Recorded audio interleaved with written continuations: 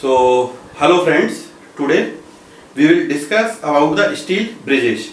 So, in this video, we will discuss about the introduction of the steel bridges.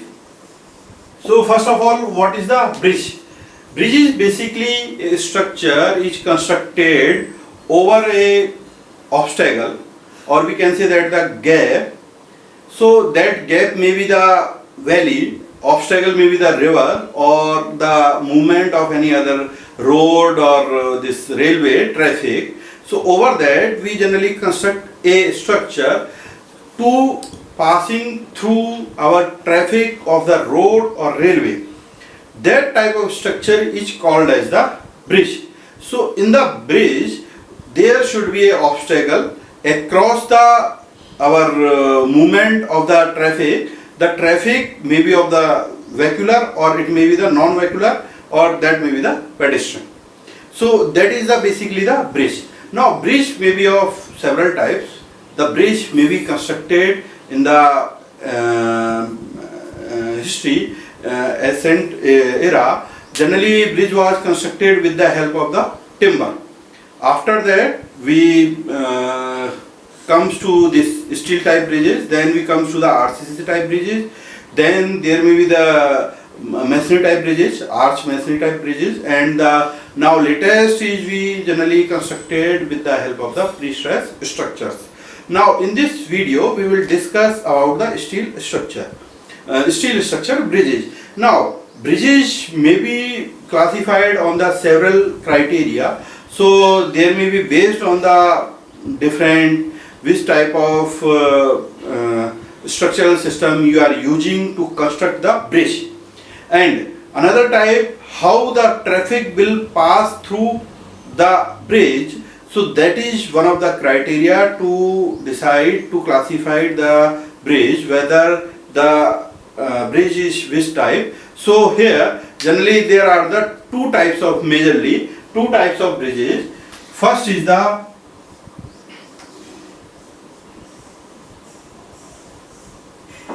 deck type. In this bridge we generally this traffic is passing through the top floor system. So that is called as the deck type bridges. Another may be the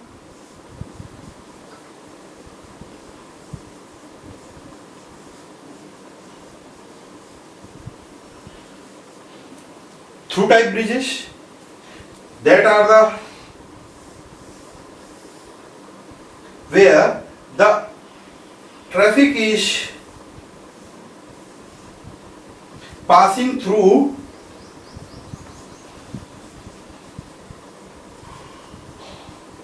bottom floor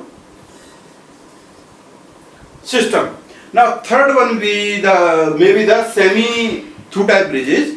So where the generally traffic is passing through in between this bottom or top floor system. So these are the types of bridges based on the where the traffic will passing through. Now main components of basically, so the steel bridges may be of this normal type. We can say that there is only beams and cross beams are provided, and next one may be the plate girder type bridges, and another may be the truss type bridges. So there may be the normal beam type bridges, there may be the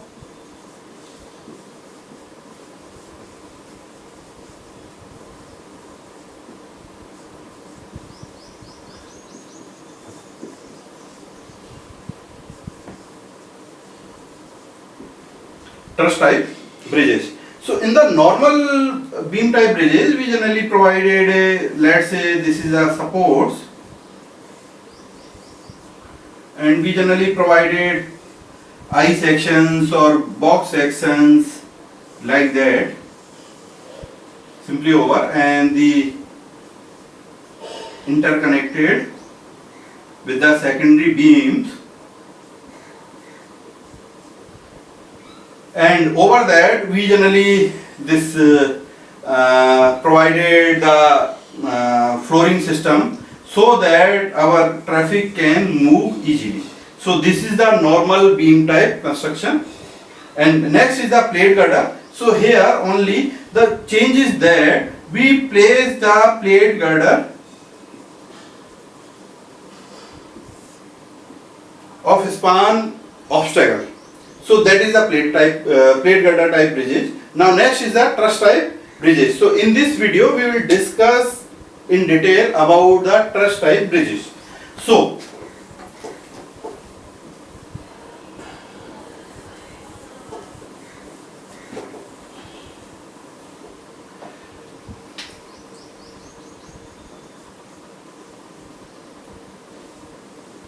basically in the truss type bridges,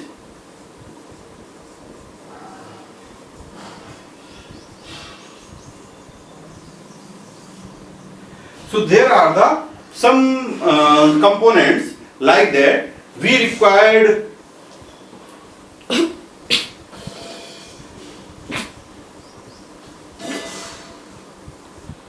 vertical trusses, that should be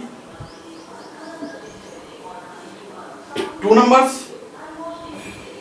Next is there is the bottom floor system, that is top floor system. There may be the sway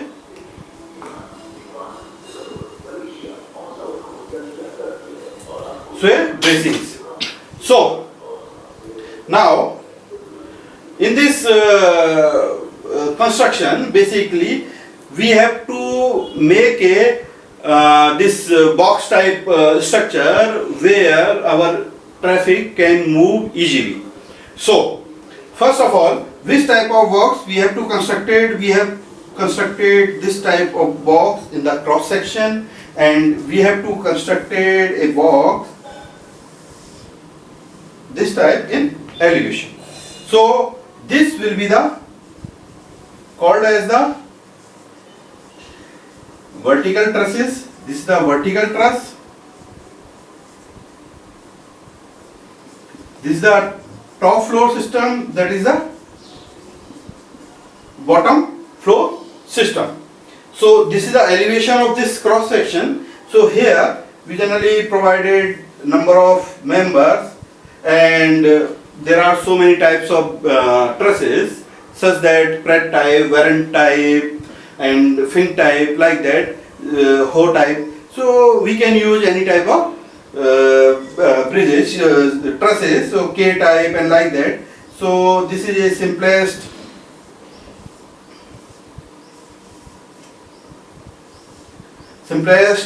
Pratt type truss. So this is the elevation, side elevation of the this bridge.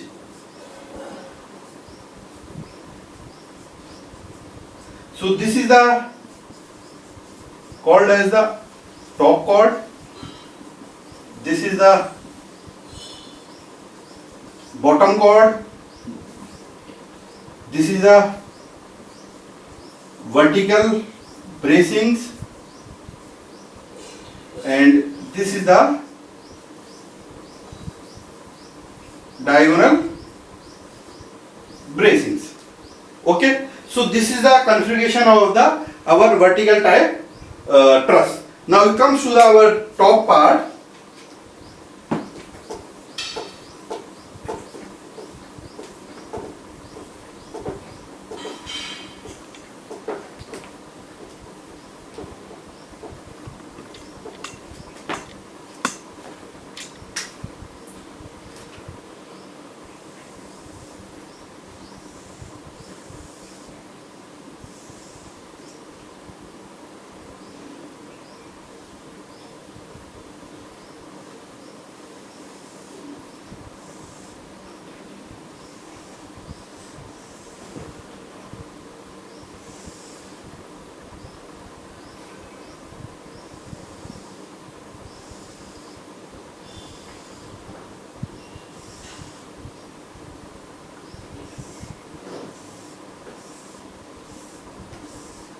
So this is the basically top chord. This is top chord. This is called as the sway bracings, and this is called as the lateral bracings. So these are the top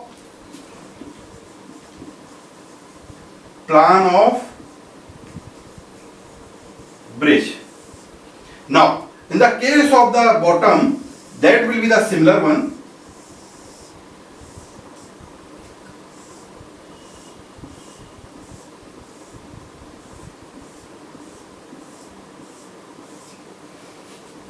Okay, so here it is the bottom chord. This is also the bottom chord. This is again sway bracing. This is the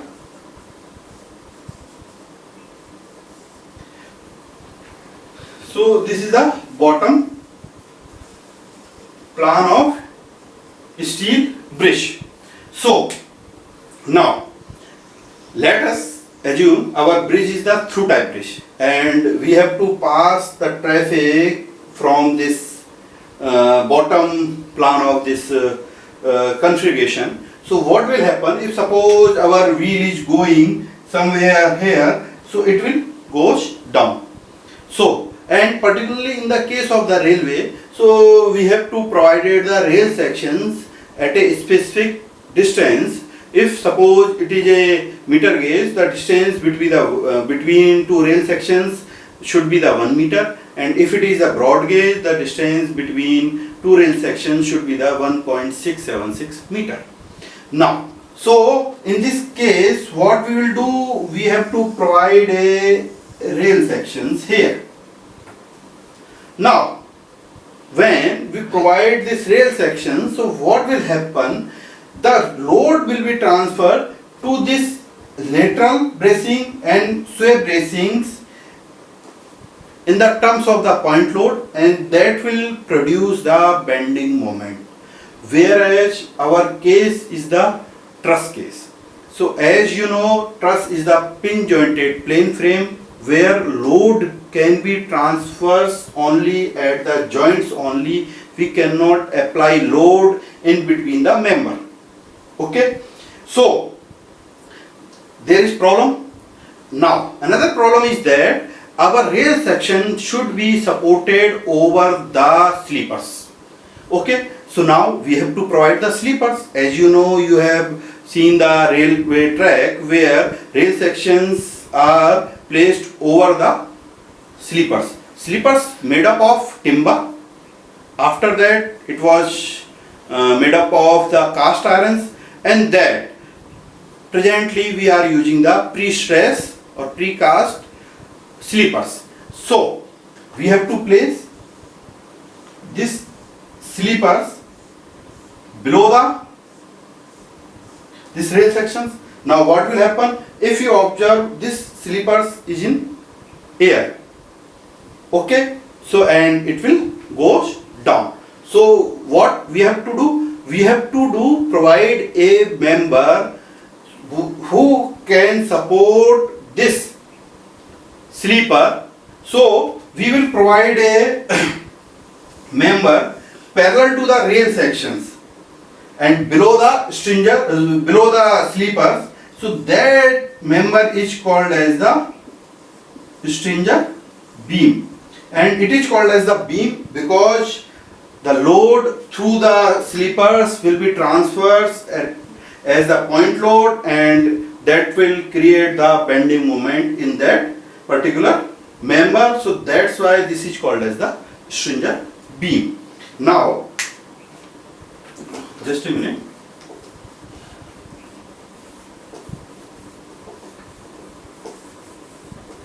Simultaneously I am drawing the cross view of this this bridge where we can mark this rail sections where we can mark this sleepers and the stringer beam. Let us assume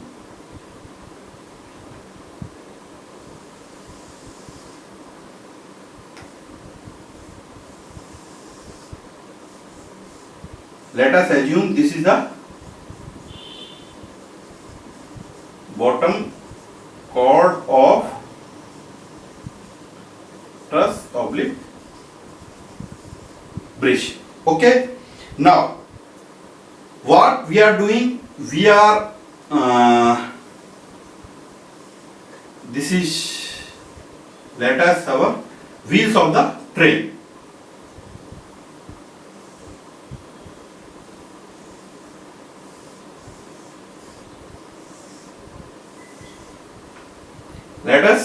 This is the train.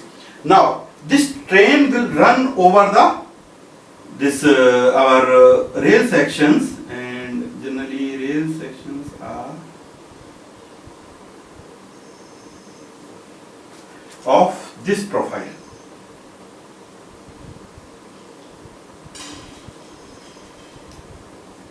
Okay, this is the rail sections. Now we have to provide the sleepers below that. So this is the sleepers and this is the rail section. This is our train. Okay, now what we will do, we will provide a member here. Sorry, that may be at some distance. So this may be the, so this is called as the stringer beam. Now again, through this stringer beam the load will be transferred to our truss as a point load, and that will create the bending moment. Again there will be the problem.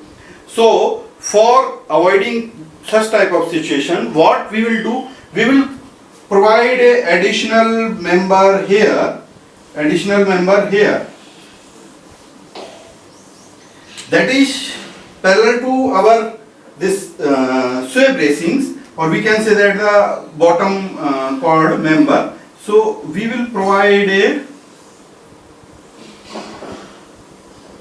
member, so that is called as the cross beam, and through cross beams the load will be transferred at the end only.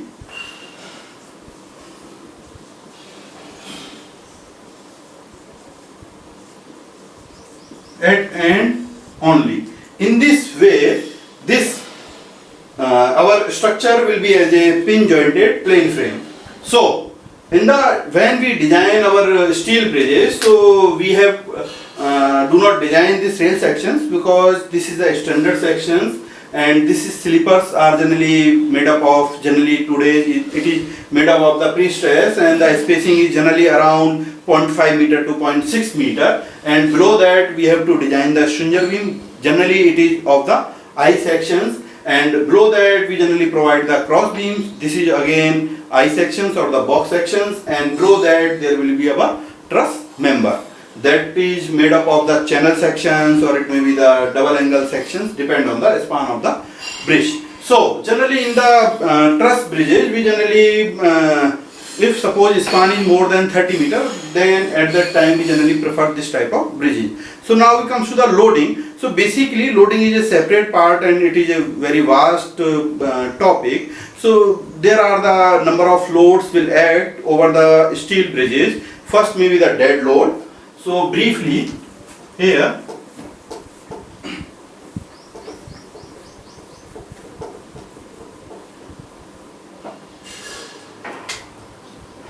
so loads, dead load including self-weight, live load. Live load means the weight of the train or weight of the traffic or vehicular movement, and then the impact load. That impact load is due to the impact of this vehicular movement. And next is the wind load. Another is the seismic load. Other is the centrifugal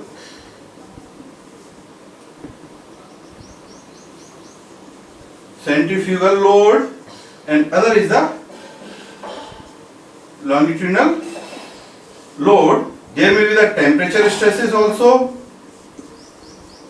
There may be the deformation stresses, or sometimes called as the secondary stresses. So these are the basically types of the load that may act over the bridge. So in the another video we will discuss about these types of loading. So if you have any doubt, then you can ask me through the comment box, or if you want to more videos on a specific topic, then you can tell me through the comment box. Thank you.